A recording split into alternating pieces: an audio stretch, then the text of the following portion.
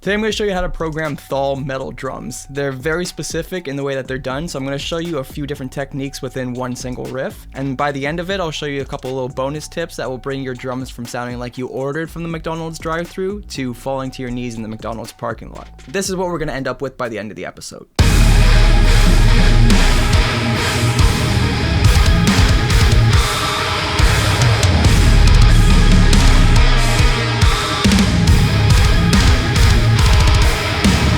It's truly Thall or nothing by this point. So what I always like to do is to start by putting our cymbals first. This will kind of help us dictate what the speed of the riff is without having to listen to an annoying metronome. Some characteristics of Thall is that it's very open, so we're gonna have our cymbals pretty spaced out. And then what I like to do is just highlight everything, and then Command D or Control D, I'm on PC, just to duplicate it. Okay, that's pretty good. Now I wanna put my snare. So real quick,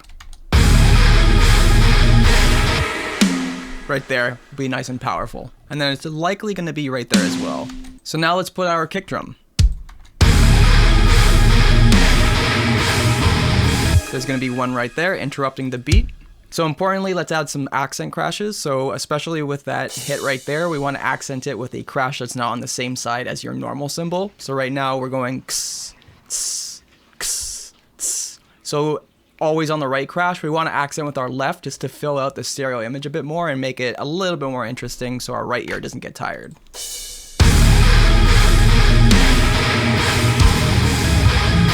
Probably another one there, possibly. Kind of want to put a kick there. Maybe another one there.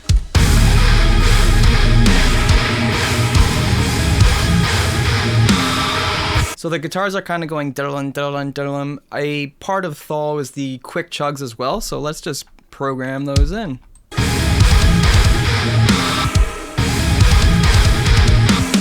Which is pretty cool, but one aspect of Thall is to kind of mess with the meter a bit. So one way that we can easily do this is just putting the snare in this spot instead of where it normally should be. And you'll see what I mean. It changes the feel of the beat while still being in the same tempo and everything.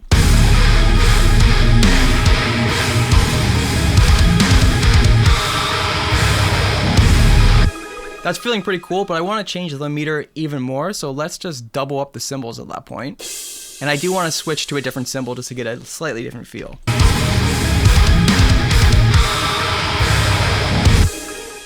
Already feeling really big. And then I'm just going to accent these two hits with extra crashes.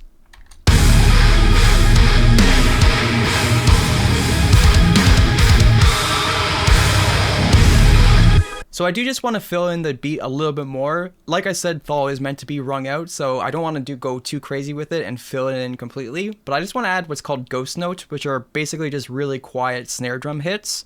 And these are way quieter than our normal snare drum hits, so they don't get in the way of our general feel, but they kind of fill out the riff a little bit more. So instead of accenting that hit with a kick, what I'm going to do is add two little ghost notes before the big snare.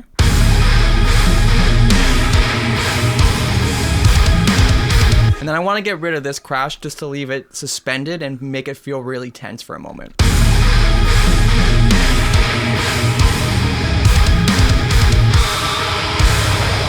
And then I want to add some sort of accent here, just personal preference. So I want to make the second half a little bit more interesting, but let's use two different techniques. So right away, I'm just going to syncopate the guitars a bit more with the kick drum. You know how the guitars go like dun dun dun. I'm going to make those kick drums do some triplets as well.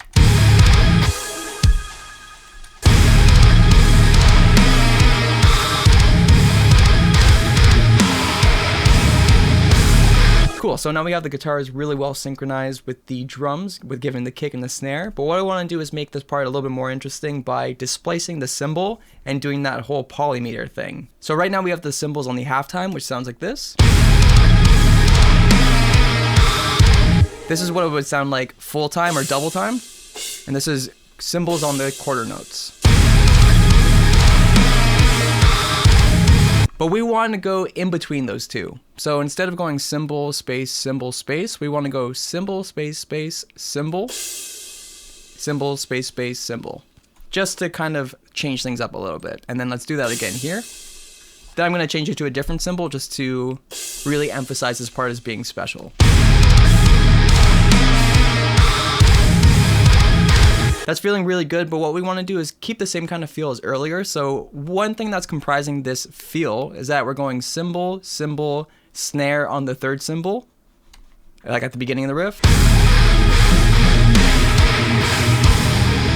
We want to do the same thing, but now we've changed the meter. So this snare actually belongs here now.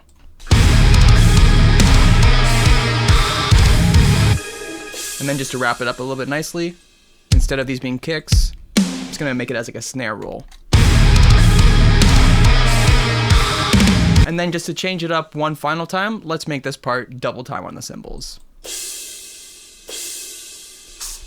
Let's put it on the stack to make it a little bit more interesting.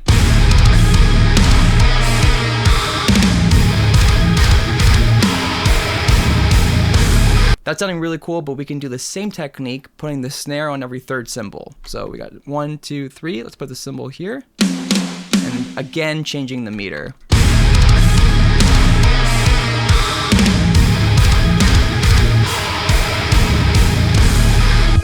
That's cool, but you can hear the doo. I wanna insert some kick drums to kind of match the doo. So let's find out what that is. That's my singing voice, apparently. Great. It's the right speed? Probably not. Quicker. Triplet. And then just to wrap it up really nicely, I just want to put some toms on the end. Done. Just to really make it heavy as hell. In my opinion, we're almost there. I just want to add a couple more ghost notes on the second half. I hear them right there. Let's give it a listen again.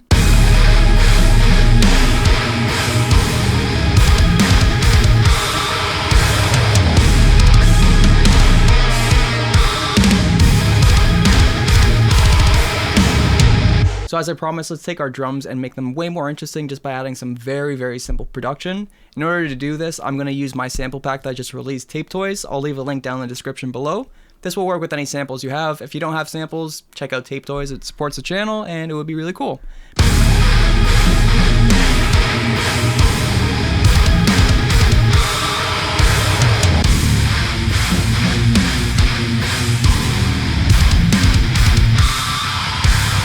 So all we're really doing is taking this kick drum sample right here. It's an 808. And it's found in the electric kick drum section under 808, and then this one specifically is called Kick E1.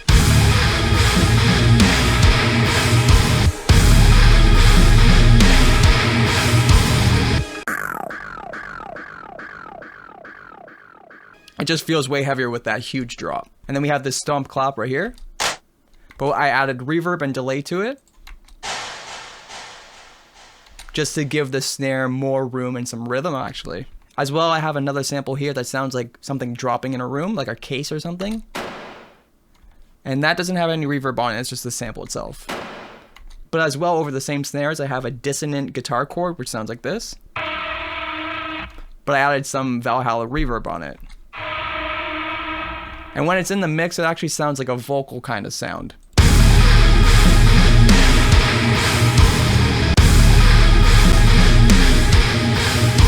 It just feels like it's missing that extra layer, and it just like is missing the sauce, in my opinion. And then to bring that second half of the riff in with the polymeter change, I added a riser, which is this rip through. And that's found in the effects section of the sample pack under risers. And this one specifically is called Riser Rip Through Space. It sounds like it's just coming through and ripping the next part in.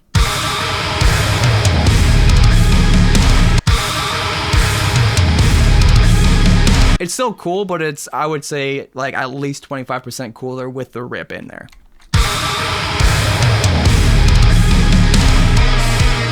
So then when that second part comes in, over the bass drop, I have another distant crash going. Just to make it feel even bigger than the first drop. So you can see with it.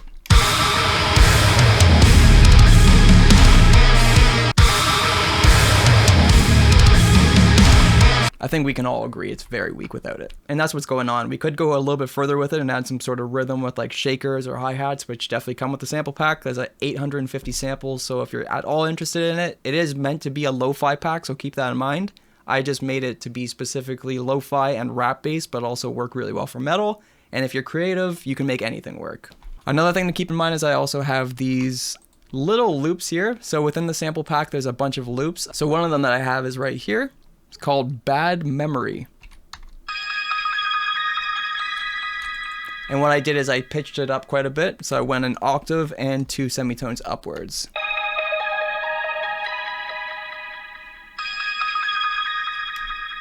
But I only have that at the beginning of it. Whatever DAW you have will have some sort of sampler. In Ableton, I specifically used the Simpler, and I brought another sample, which was a violin sample, and I have it creating an arpeggio.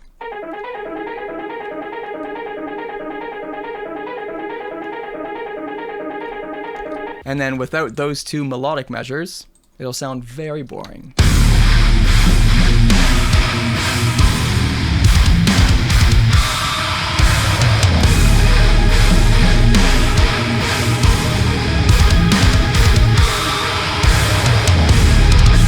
It's really subtle, but I love what this little layer is doing. Just adding such like a glitter to the riff and making it sound so beautiful when the part behind it is just like disgusting. And really it's just that loop with an Echo Boy delay on it, ping pong. So I hope it was helpful for you. If you want to see a specific video on adding production to Thall music or modern metal music, let me know down below. If you liked this video at all and it was helpful, again, a like, a subscribe, a comment goes a long way, especially with the algorithm these days. So I appreciate you so much, and if you want to check out my sample pack, you can check it out right here. If you want to see some other weirdo drum videos, you can check them out down there. Thank you so much for watching, and I'll see you in the next one. See ya.